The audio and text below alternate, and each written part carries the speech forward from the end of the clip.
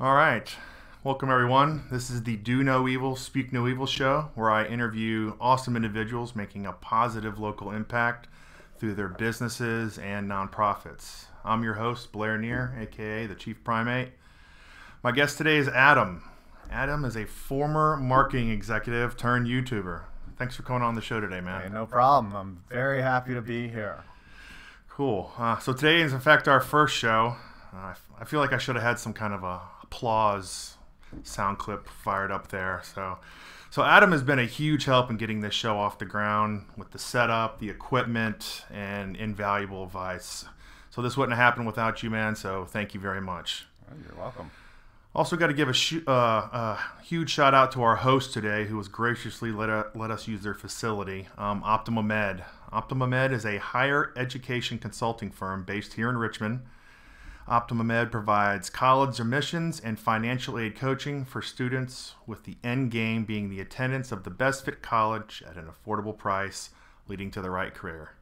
And their website is OptimumEdCenter.com. So thanks again, Tom Leahy and Optimum Ed. So another big reason Adam is here is to save me if I go too far into the deep end. I did a speech at the Powhatan Chamber of Commerce this week, and I blew through 20 minutes of content in 12 minutes and stood there awkwardly. So I don't want to do that. So Adam's here to keep us on track for the first show, right? Yeah, my whole life is awkward, so you don't have to tell me about that. Awesome, man. So let's get right into the questions. Let's get into Adam and why you're here and you teaching us about YouTube. Awesome. Yeah, I'll tell you a little bit about my background. You know, I've been doing YouTube now for 5 years. Wow. 5+ years. I'm actually into my 6th year now. And the channel is FivePoints Vids. And originally I started out, I love video games. You know, I'm a gamer to the core. I look old. I have this beard here that's stark white. But I've been playing video games since I was, 8 years old. You know, we used to play Atari, River Raid, and I've always loved them. And I was playing a lot of Madden. And I'm very competitive. I hate losing. And I bought a capture card so that I could film my games of Madden and break down my own individual films so that I could go back onto Madden and play better Madden. And then one day I was Googling like how to stop a screenplay. I was like, there's got to be some tips and guides. I don't want to buy the Madden guide, which I knew sucks. And I found that there were people that were filming their games and talking over them and on YouTube, and they were funny and entertaining. And I was like, you know what? I think I'm funny, which is, the full Dunning-Kruger effect took over where I really believed that I'd be good at this. And I was actually unemployed at the time. And I told my wife I'm going to invest like $100 in this little capture card. I'm going to start this YouTube channel. And, honey, you can actually make money off of this. And 5 years later, I hadn't made a dime off of it, because a lot of YouTube, you don't think that it's going to be hard. You see people doing it, and it looks so easy and natural to them, and you don't understand that what you're looking at is their best product that they've been developing maybe over the last 2 or 3, 4 or 5 years.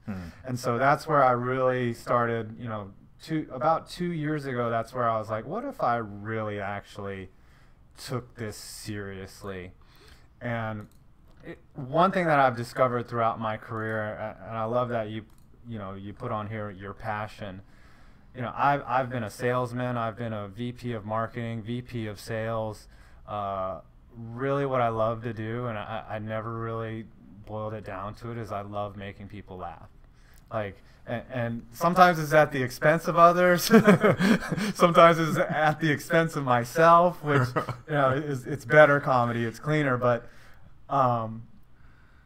I get a feeling of just euphoria when I tell a really good joke and a big crowd laughs. It's really satisfying to do that. But this whole time in my life, 42 years, I've never thought of a way of monetizing that other than being a stand-up comedian, which that's a trade all of its own, where people just suck at it in the beginning.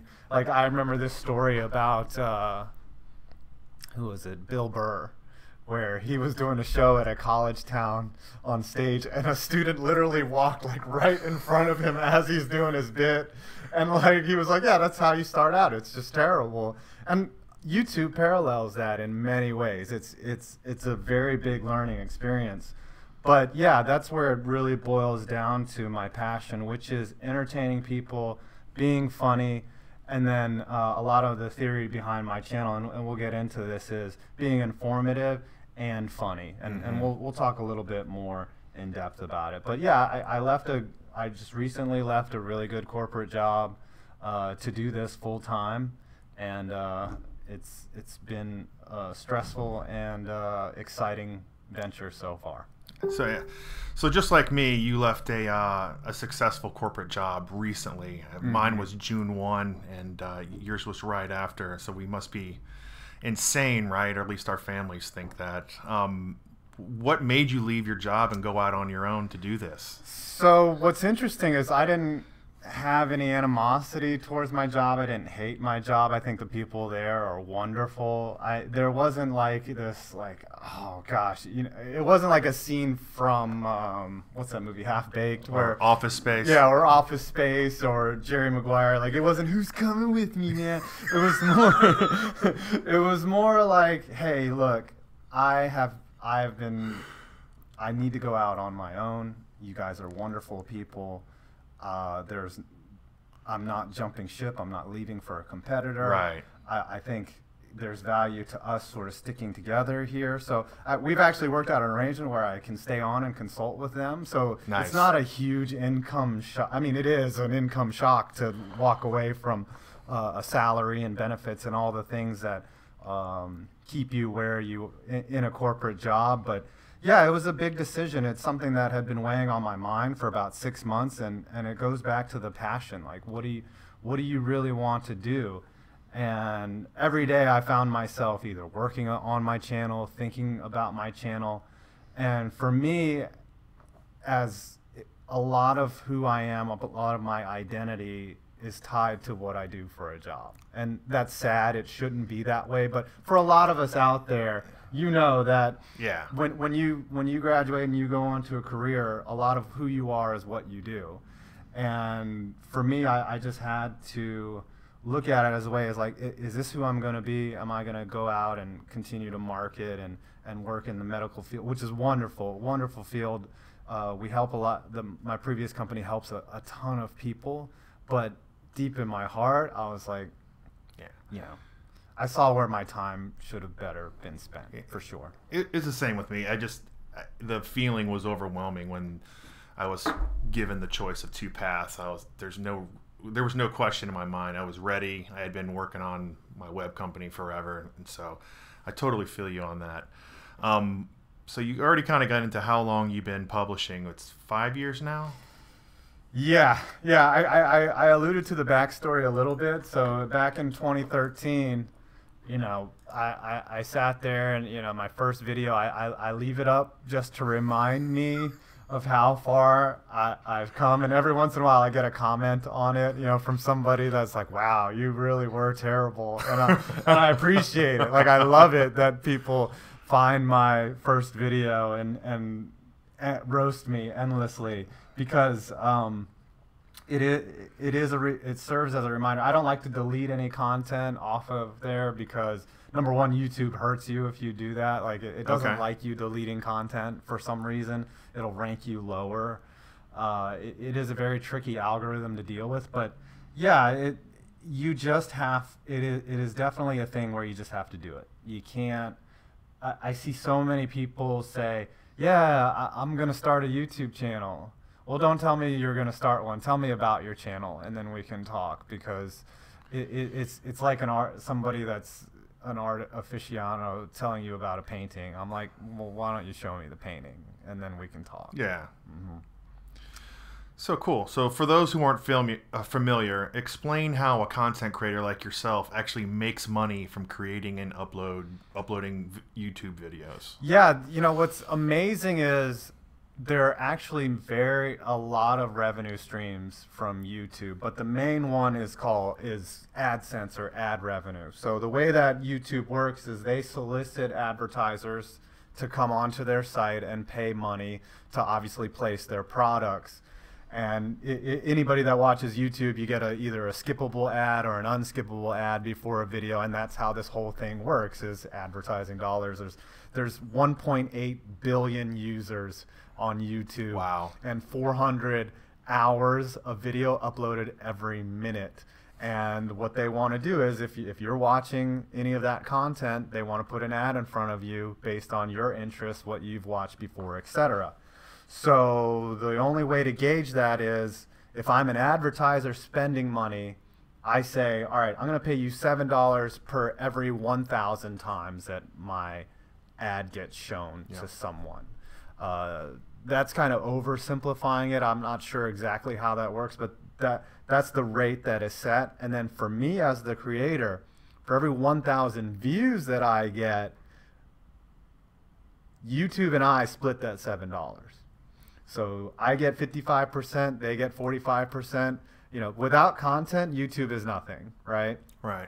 So they came up with a pretty ingenious way for people to upload video, make it good, make it watchable, and incentivize them to really start posting. Now, the problem with that is 1,000 views is a lot. That's 1,000 people that have clicked on your video. So you really need a lot of volume to make money. So if you look at the math, usually after that 55% split, even if it's, and rates vary, they go from $4 at times. Like right now, CPM is terrible, which means click per 1,000 or cost per 1,000. Right. Right now it's like $4.50 or something because it's summertime.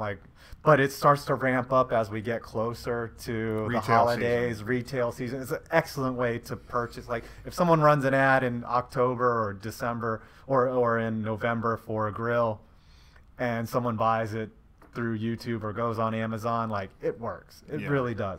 But if you want to do the math, let's say after the split I get $3. So 1,000 views equals $3. 10,000 views, $30. 1,000,000 views, 3,000. But it doesn't always work. Sometimes it's $5. But that's a good gauge to start. Then there are other things that you can do. There are sponsors. I'm sponsored by FanDuel and SeatGeek. They pay me individually. Like I have a per click or per activation deal with FanDuel, where every time a user goes on, they set up an account, they deposit money in, I get a little bit of that. And then SeatGeek is the best for me personally. They just pay me per video, and they pay me well.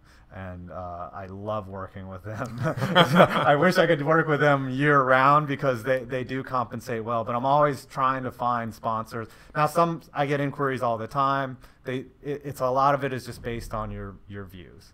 And yeah, some are terrible. Some expect you to work for free, and I'm just like, of course. And I tell them no in the most obscene way possible, usually. And then there's this thing called Patreon that I just launched, where it's actually a paywall, and sponsors pay, or users and viewers pay to get into this site of Patreon, and you offer them benefits to that. Like I'm going to start doing an exclusive live stream just for my patrons, where we're going to talk about the videos that I do, where they're going to help shape my content. They're going to get shout outs on my videos. So a lot of negative at the beginning has been because it seems like a tip jar. Where people can just donate to you because they like you, but I want to provide real value for the patrons versus just being like, here, give me a couple $100. And also I started that because health insurance is really, really expensive.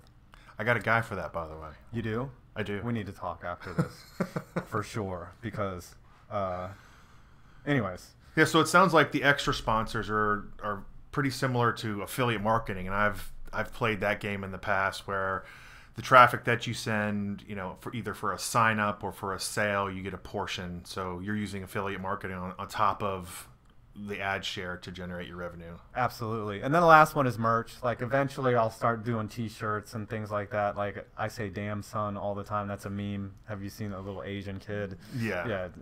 And that's become one of the tropes on my channel is damn son. So I got to figure out a way to make a t-shirt without using his actual face, because he's a real person. Yes, that would be highly illegal. And then I did this bit where I do fake commercials.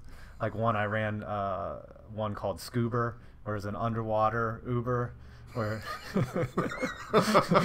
it's, and it was the only underwater taxi service you will ever need. And then I did a fake commercial for 3D printers that print only 3D printers. So I'm thinking about a shirt. There's just a bunch of 3D printers.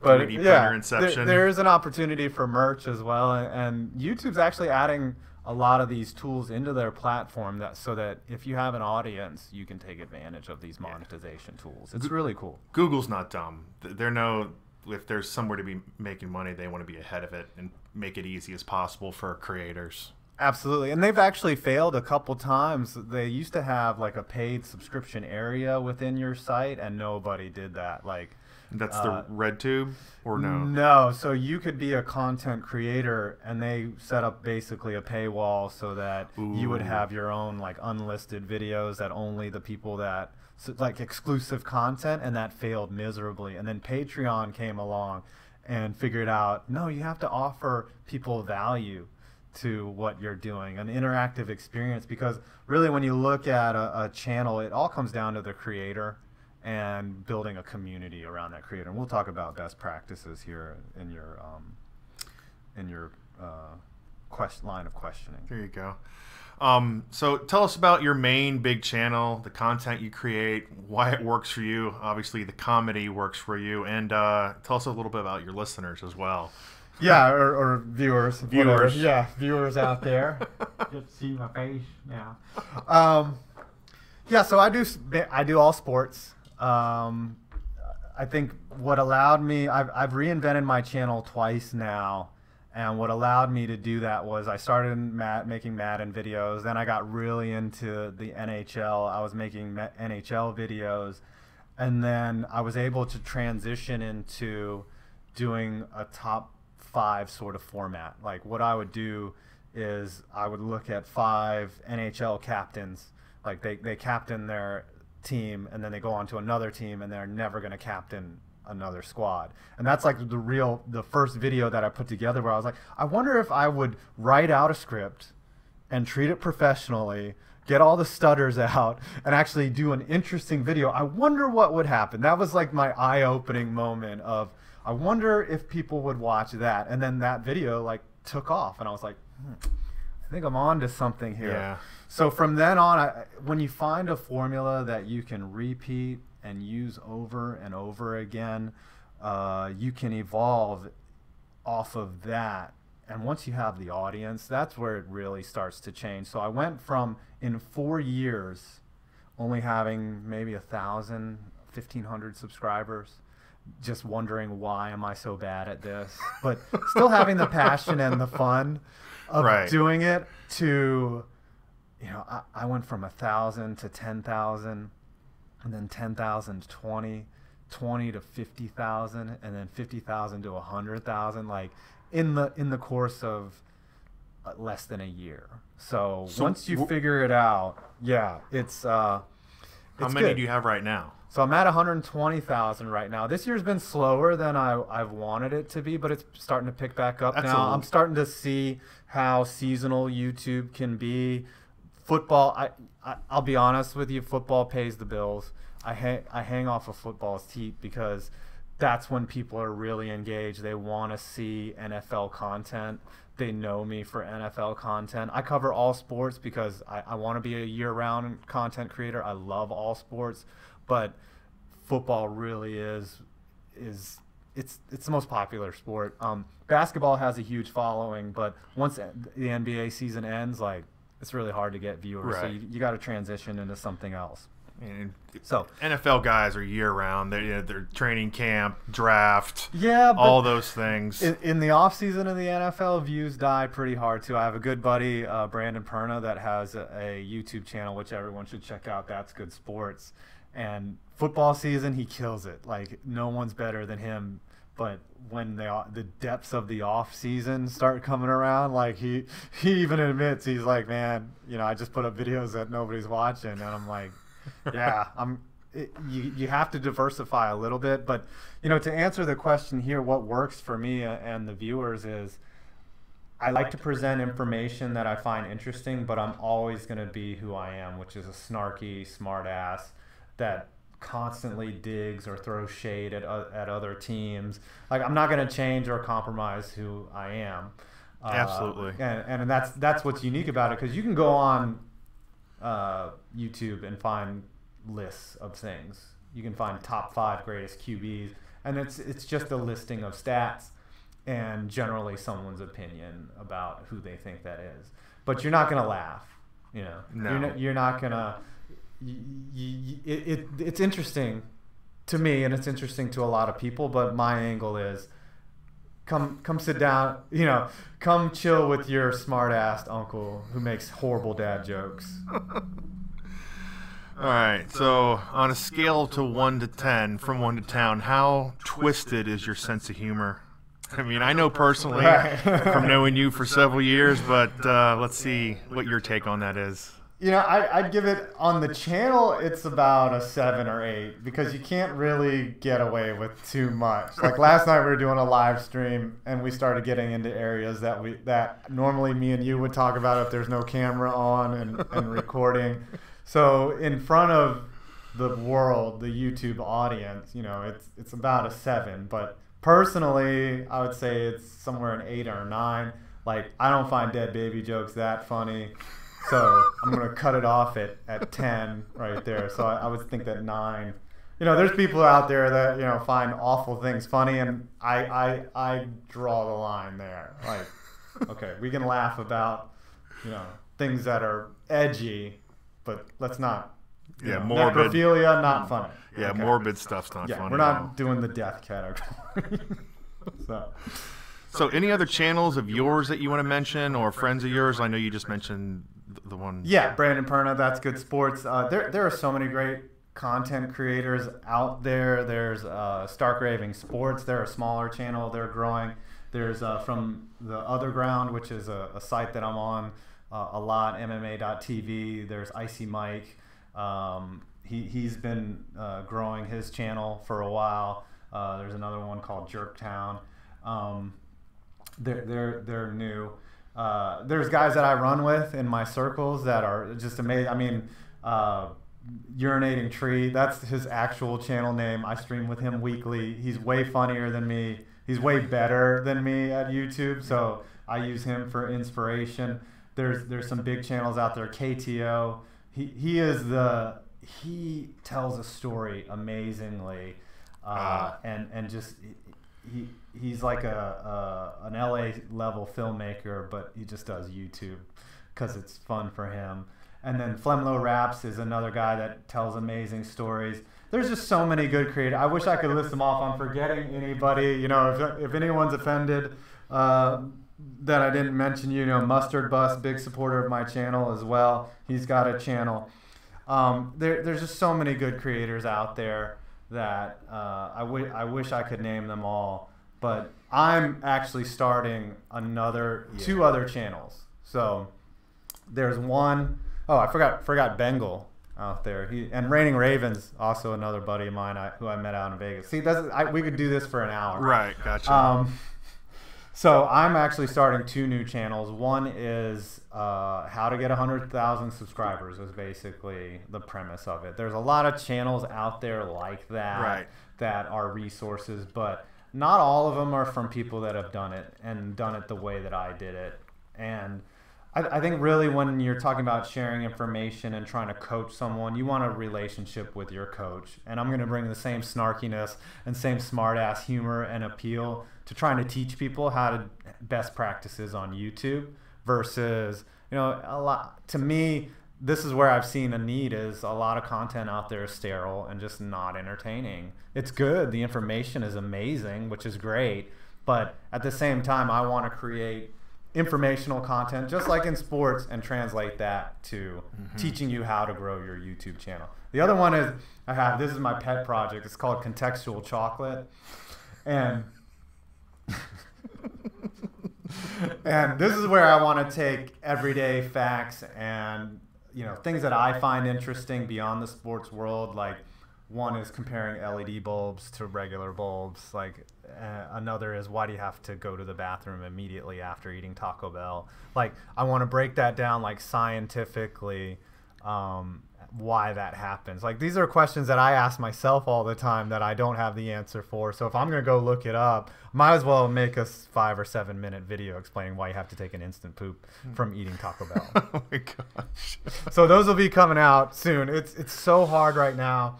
You know, I'm going into work still at my former job 2 days a week. I have 3 days a week at home, and the weekends. I've got so many things I want to do, and it just seems like there's not enough time.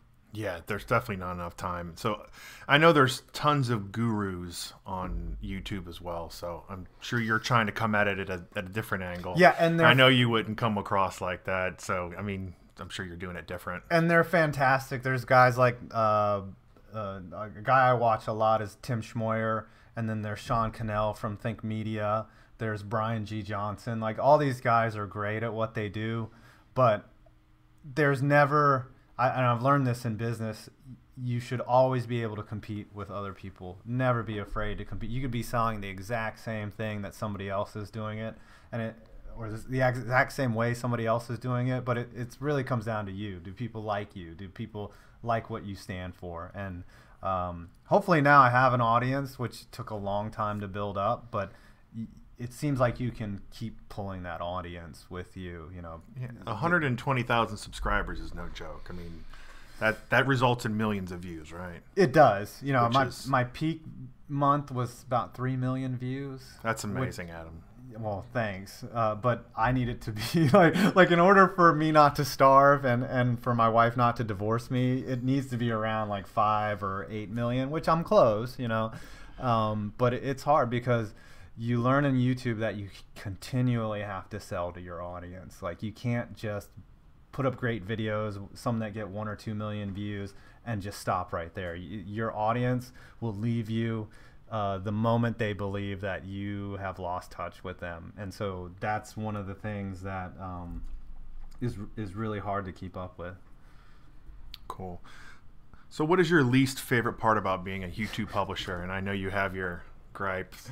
Yeah, I think the 2 big things that really are the downsides of doing something that a lot of people want to do, right? Like, a lot of people want to be YouTube creators. They see the money. They see Logan Paul and these jackasses out there making millions of dollars. PewDiePie. Yeah, PewDiePie. And you have to understand that that's really rare. The one problem that I have, and that's also frightening, is YouTube as a platform can do whatever they want. They can change the monetization rules. They could end monetization tomorrow. They could delete my channel tomorrow. I could say one wrong thing and I could be done. For life, too. For life, right. Like, I'd have to start all over, and you know, it would be really difficult to start over because the algorithm, once it doesn't like you, that's the other thing is you as a creator, you have your audience and you need to create good content, but the algorithm is what recommends you to viewers. So you need to have a broad enough audience and a broad enough appeal to find all those viewers that are looking for your type of content. But at the same time, it's hard not to blame a month where your views are down and things aren't going as well on the algorithm. And YouTube has published and said there's 80 million different points of data that they look at. Grief. Yeah. So I learned yesterday there's the largest search engine in the world, which is Google. Do you know what the second largest search engine in the world is? Oh, it's either Bing or Yahoo. No, it's YouTube. YouTube has the second largest search engine in the world. Wow. And it's owned by Google. So you just more people, me a search engine guy. So more people are going into YouTube and searching than Bing or Yahoo, or I mean, it's not even close.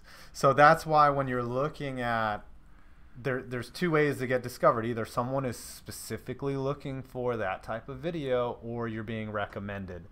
And the recommendation part is the tricky part. When the algorithm loves you, it's amazing. Like, I've had like you look at your real-time stats, like I've had hours where I'm getting 20,000 views in that hour, and that is mind-blowing. Like, to think that there's 20,000 people out there watching my videos in an hour, and you kind of get trained on that. You're like, wow, I did it once. Can I do that again? Right. It doesn't work that way though. Like then you'll be down to 1,200 by 2 a.m. and you'll be like, what is going on? The other thing I don't like, well, I wouldn't say I don't like, is it's very stressful because with YouTube, you have to constantly feed the beast. You have to upload at least once a week, or it's just not, you can't fall out of people's memory. Like there's a certain frequency and a certain cadence and a pace to your channel that needs to be adhered to. And right now I've really dedicated myself to getting 3 videos out a week. I would love to have a Monday, Wednesday, Friday, but each video, and this is one thing that a lot of the viewers don't understand, and I'm not saying that they're ignorant, is each 7 minutes of video takes about 8 to 9 hours of my production. Goodness gracious. So I'd like to get that shorter, but really, I mean, I write these videos, I research these videos, I'm the audio talent, I'm the editing talent. And it used to be, I had gotten it down to about 5 hours, but I was cutting corners on editing. Now I really have dedicated myself to think if someone clicks on that video, that impression of what they see is going to be my best foot forward. So that's why production has taken a little bit longer. Eventually, I'd like to farm out the editing.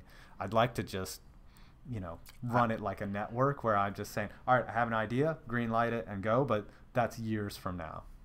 I might not ever get there, but that is the real negative downside, is the constant pressure of, oh my gosh, I better get a video up this week or I'm not gonna have enough to pay a mortgage. I'm not gonna eat. Right. And content creation on the search engine side is very similar, where, you know, if you write a blog for your website and then you just don't ever follow up or write another one, Google could care less. Yeah. It's the people that are doing it every week or every other week with relevant, helpful content. It's very similar to the SEO side, the search engine side. Yeah. All right. So what makes a successful publisher and a channel? I wish I could the magic bullet. Right. Best practices really do manifest themselves in views. When you learn how to structure a video with a compelling title and a thumbnail, and you meet a viewer's expectation, and you can get them to watch your channel and really dive into your content. You know, YouTube is based on watch time. They've made it clear that we don't care if you get clicks. We don't care if you have 10 million views. If people click on your video for 1 second and abandon it, like we're gonna limit the amount of recommendations you get. We're gonna make it very hard for people to find your content if you're misleading people, if you are doing, you know, videos that people generally dislike. So it's hard to, there's no magic bullet, right? Of course. You have to be interesting, you have to be entertaining, you have to be funny, and you need to keep people watching your stuff and coming back frequently. So what I've seen with the best channels is they don't slip up on production at all. YouTube's forgiving too in some ways. Like, you don't have to be a broadcast quality content creator. You don't have to be perfect and polished, but you need to do the best practices. You need to not say and stutter and be like at least in a video where people are expecting that not to occur. Like in a live stream, we're gonna say it's common dialect here, but in a video where you have 7 minutes to really wow somebody, if you don't keep them entertained and structure that video, I really have thought of it as like a pop song, right?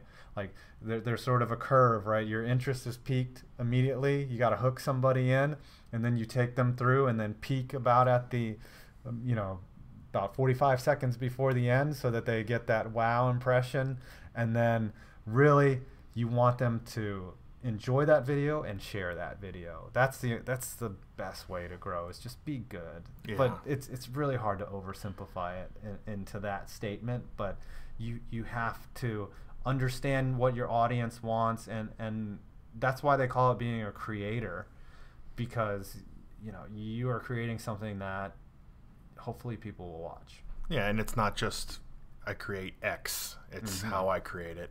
Right. It's interesting how many parallels there are to web stuff. When you say if people click on your video and they leave, that's the same as bounce rate on a website. If people jump on your website and you have 100% bounce rate, then it's going to affect your search engine rankings. They know that you're providing a poor user experience, or that you're not identifying with what people are searching for and landing there. So if people are searching, kitchen pot and pans, and they land on your site about lawn furniture and they leave, right. Google's like, you're providing a poor user experience. That's one of the few things they actually tell you about search engine optimization is provide a good user experience. And bounce rate is a huge indicator. And it's funny because like 50% is a good bounce rate. I mean, that's pretty as good as it gets. It's being half as good, half the people left immediately. But when you're up in the 80s and 90s and 100s, there's something wrong. So that's interesting when you said that. So alternatively to the successful, what's the number one reason people fail or quit? And it's probably quit more than fail when trying to make it as a YouTuber. I think the number one reason why people quit is you put all this work into a video and you get 2 or 3 views. Wow. And you're just like, oh my gosh, like why am I not instantly famous? Why didn't I go viral? I think that this concept of this video is great. I think that, I'm so funny. And a lot of times what happens is you might put something up that's entertaining to you and great for you, which is great. Keep it on your phone. But it has to be entertaining for somebody else, right? And that's where people get discouraged and they quit and they don't want to do the best practices. They see that, oh, well, I put up a video and nobody watched it. They get discouraged right away. Oh, wow, we actually have people on here. How many people are watching right now? 4? That's awesome. Oh, awesome. That's but just making sure we were streaming. Yeah. but people just give up so quickly. And I forget who said this quote. It's like people that quit are just people that stop before the magic happened, something like that. I don't know. I forget who wrote that. But it's true. Like people just they don't feel the instant validation. They don't feel the instant success. And you really have to want this. You have to dedicate at least a good 20% of your time to making it grow. And that comes back to passion. Like, do you love entertaining people? Do you have the undying self-belief that you can do this? Because if you don't, then I would say it's not right for you. There's, like I said before, if you just keep talking about, yeah, I'm going to start a YouTube channel, well, good luck, So it's like anything, a lot of failure has to happen before any success. And if you're not willing to grind through the failure, then you shouldn't be starting it at all. Right. It's like jiu-jitsu, Like, absolutely. Yeah. If you're not going to go in and train on the mat, good luck getting choked out by some little 110-pound white belt kid that's 16-year-old. Yeah. He's like, like it's anything. And I think that jiu-jitsu taught me a lot about perseverance too. Absolutely. Well. So. And we didn't really get into that, but you and I have trained several times now, and you've whipped me, and I love jiu-jitsu, and it has taught me a ton about, just getting comfortable in awful, awful situations when somebody's trying to choke you unconscious or rip your arm off, just keeping your composure and using your technique to get out. Yep. All right, so let's say your good friend Blair wants to become a YouTuber. What are the top 3 pieces of advice you would give to them to not suck? Yeah, first is know who you are, know what you want to say to people, find out what your message is. Like, what do you want to do? What is your angle? Like for me, as I said before, it's information. Like my tagline on my channel is sports facts, bad jokes. Like that's what I want to do. So know who you are, know what your audience is. Like you could have a very specific niche, a very specific audience, and that's fine. It might take a long time to grow, but if that's what you love, then do that, because that comes through in your videos. It comes through in your voice. Second piece of advice is go and research the best practices. Go and look at other successful channels. Go to those guys, Tim Schmoyer and Sean Cannell. There's Roberto Blake. There's, Nick Nimmin, all these guys that have made an industry of helping Darrell Eves. Like, go listen. Why wouldn't you want to? You wouldn't go try to do jiu-jitsu without training, right? So why wouldn't you try to do a YouTube channel without learning what the best practices are? And then the last piece of advice, and this one really sort of encompasses it all, is this is the best piece of advice I ever received, was think as if the whole world is watching your video after you post it. Are you happy with that? It might not be true. Maybe the whole world isn't watching it. But if you go back through and watch a video of yours, like we will later on this, like we'll sit there and say, all right, we could get better here, we could do better here, but you do have an opportunity for the whole world to watch your video. Like the Chewbacca lady that left the Walmart or whatever, she had no idea that she would be on Jay Leno or whatever from that. You just never know what's going to happen. But if you put up content where you're happy, that if you think, oh my gosh, if I showed this to such and such, would they find it interesting? Or if the entire world were watching me right now. So that really changed my perspective when I got that piece of advice, to learn, oh my gosh, that's what I've been doing wrong this whole time. I was creating content that is fun for me to watch, but not for anybody else. Yeah. And I think we already kind of touched on this, but what do you think the parallels are between being a successful publisher and being successful at life, work, and home? It really all comes down to discipline, right? Like there are days when I get up and I'm just like, and it's on a Sunday or a Saturday, and I'm just like, I could just do nothing today, which I do a lot of times. Don't get me wrong. I mean, you need at least one day to relax, but come midday Sunday, I'm like, all right, next week's coming. I gotta start getting this script ready. If I can get as far ahead as I can get ahead of the curve, and I can get ahead of the pressure. But if you're not disciplined, if you don't upload frequently, if you don't look to constantly improve, again, good luck. Maybe you should work for, an association where there's no real pressure to do anything. Right. Maybe this grind is not for you, because it is definitely survival of the fittest on YouTube. There's big networks that will gladly take my 3 million views from me, and you have to be relentless.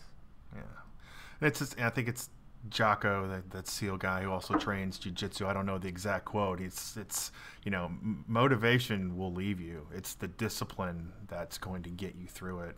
And that's been huge for me. Like, stop looking for motivation, work on the discipline, and then when it's time to go, it's just there. And you don't have to rely on being motivated and happy about what you're doing at the moment. And that's kind of what grinding is. It's like, you're not going to feel great all the time, but you still have to, get in there and do the thing. You got to do the damn thing. Right. And I'm trust me, at 120K, that's an accomplishment of subs, but I am not in any way satisfied That's awesome. with that at all. Like, my goal is 1 million subs, and after that it's going to be 2 million, and we'll see as far as we can take it before I drop dead and die. But it's definitely that insatiability, that desire to succeed that you have to have.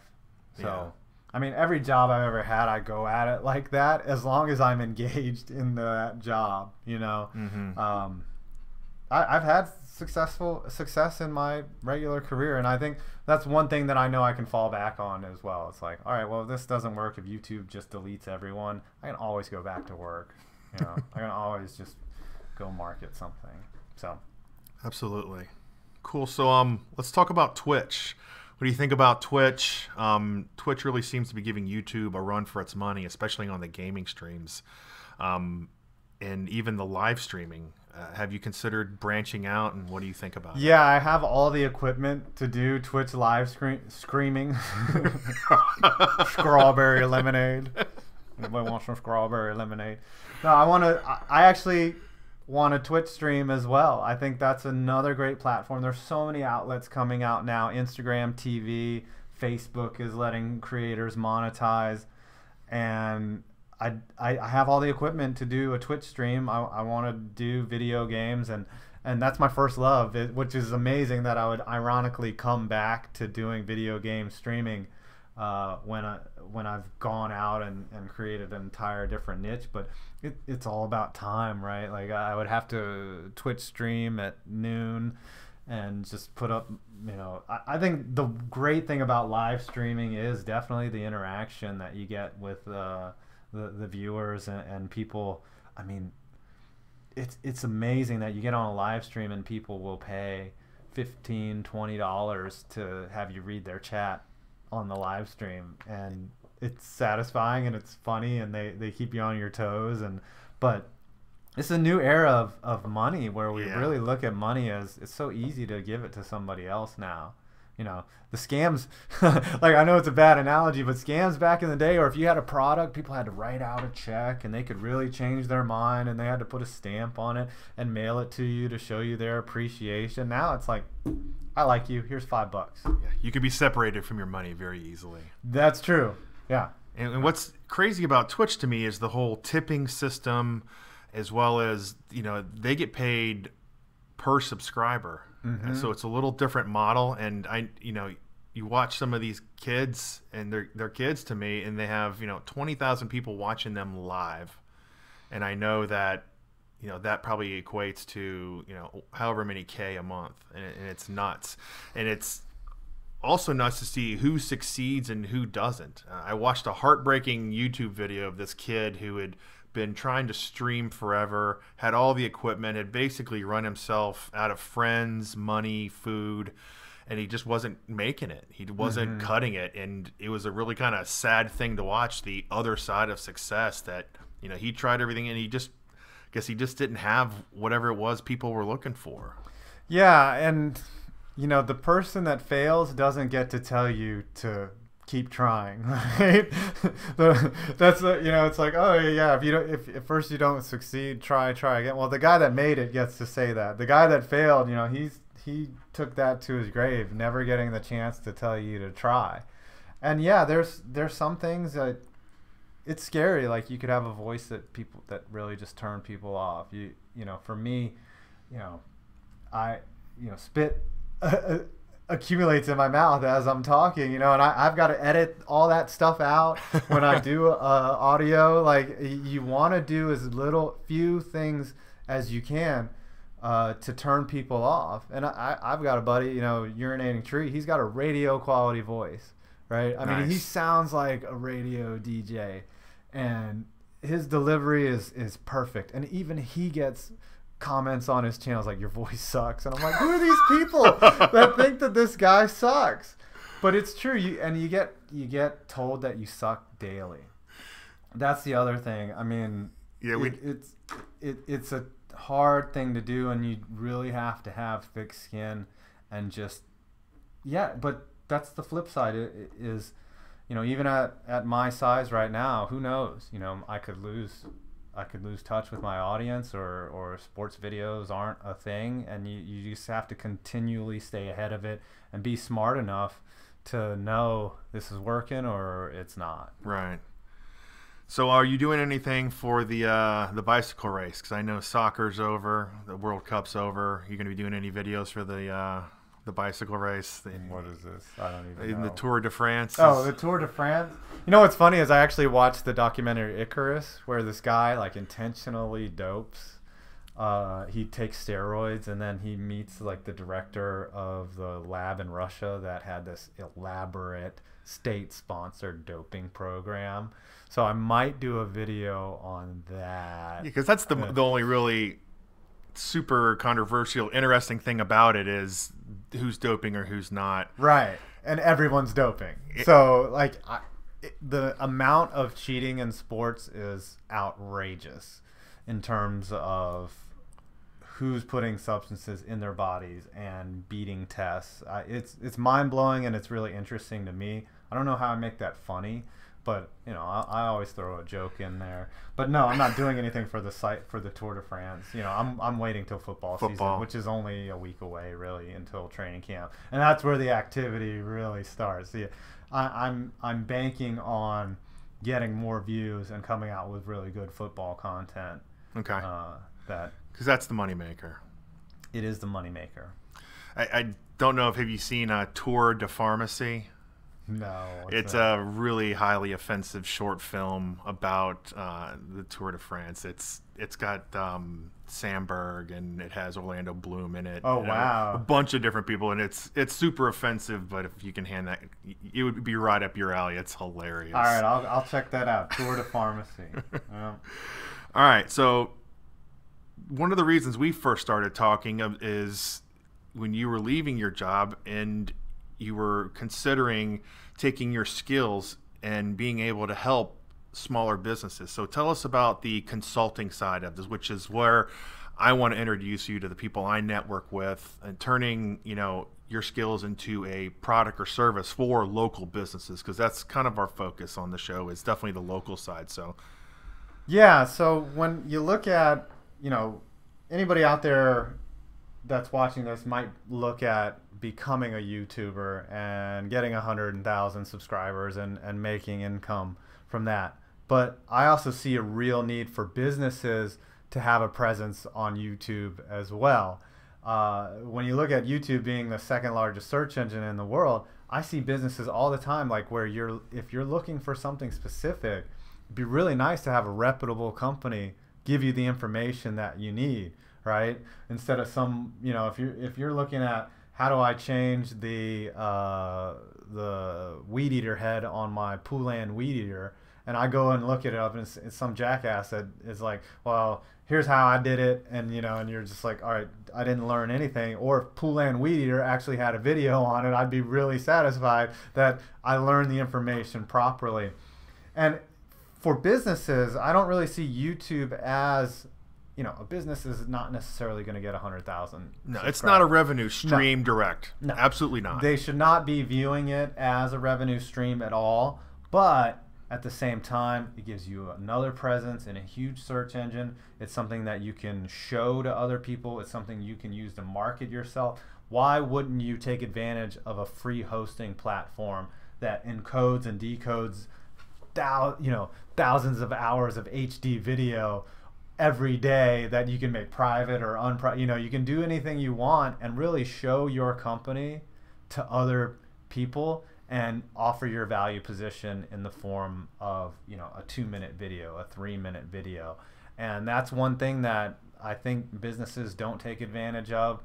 It's the entry cost to making a YouTube channel and making a very decent HD quality video is very low. We can do it right here on my iPhone 10, and as long as you have editing and you know what you're looking for, you can create a decent production level introduction of your video. And in fact, I need to start with my wife. She's a photographer, and I want to be able to help market her services through video advertising as well. So that's another thing. Like I left corporate America, but I still feel that number one, their checks don't bounce, and number two, there's a lot of value there. So that's another of my many initiatives that I'm looking at, is creating a video marketing, a social media presence for local businesses right here in Richmond. Yeah, that's awesome. And that's kind of why we started talking, and then it evolved into, instead of me doing shows about web topics, to doing this show, or instead of doing videos on web topics, static, recorded, high production value. This seems like the much better format for what I ended up wanting to do. So again, thank you for the help on that. Yeah, no problem, man. All right, man. Last thing, let's talk about the infamous Thai cookout. Now, I've been going for 2 years. Every time I leave, your mom is screaming at me to take more food with me, take home another plate, have some more of this, have some more of that. It's absolutely delicious. So tell us about how that started, how many years it's been going. So my mom's from Thailand. That's why I get to tell offensive Asian jokes, right? Because I have the category there. I'm actually... You have the credentials. Right. My dad's Jewish, and my mom's Asian, so I should be a doctor and a lawyer at this point. I'm a massive disappointment. Instead I tell fart jokes for a living now. But so my mom, I'm very biased. She is the best cook in the world. She creates restaurant quality dishes that are I feel spoiled. Like, people pay an arm and a leg to go to a Thai restaurant, and then whenever I go to a Thai restaurant, I'm still very snobbish. I'm like, this is not as good as my mom. You know? So, as I got older, you know, birthdays are a joke. When you're 30, it's like, yeah, Mom, you know, can you buy me a new grill or something? And your parents are like, aren't you 30? And so, like, do we ever get free of this, of having to buy you more than just a card and, you know, slipping you a 20 in there? And so one year I was like, Mom, I don't want anything for my birthday. I want you to come down to my house and cook for me. And that's it. And I'll invite all of my friends that care to come. And I think the first year maybe 50 people showed up, and then it was 70, and then, you know, more people have started to hear about it. I think this is the 4th year. You know, sometimes it's 90. Yeah, it's crazy for a backyard cookout. Yeah. And what's nuts to me is, you know, there's not like 3 dishes. There's like 15 different Thai dishes that are available, and your mom's making sure that everybody's eating 2 and 3 plates at a time. And, you know, I've brought beer, but I never seem to get very many down because I'm just... Yeah, it's amazing because, I mean, if you think of pad thai, like when you go to a restaurant, they give you like a little thing of pad thai that's about the size of this coaster, and they're like, there's your $15 meal. Well, my mom cooks a big bin of it like this, and is like, everyone take as much as you like, and then the egg rolls always disappear. Like, I hide a couple in the fridge so that no one, like, I have a secret like safe where I hide my stash of egg rolls, and even then, like, someone finds them and starts nibbling on them. She makes this beef salad that just disappears really quickly. And last year, I think, did you come last year? Yeah, I've been the last 2 years. Yeah, we went really aggressive, and I added a crab boil on top of it. So we had steamed crabs. Like, I actually bought too much food last year, so I'm probably not going to do the crabs this year. But you bought 2 bushels, and we made it through 1. Yes, and so for all week, I was just like, oh, more crab. Right. I was giving away. I was calling people up, like, come by and pick up. You didn't make my cookout? Good. Come by and grab 15 crabs.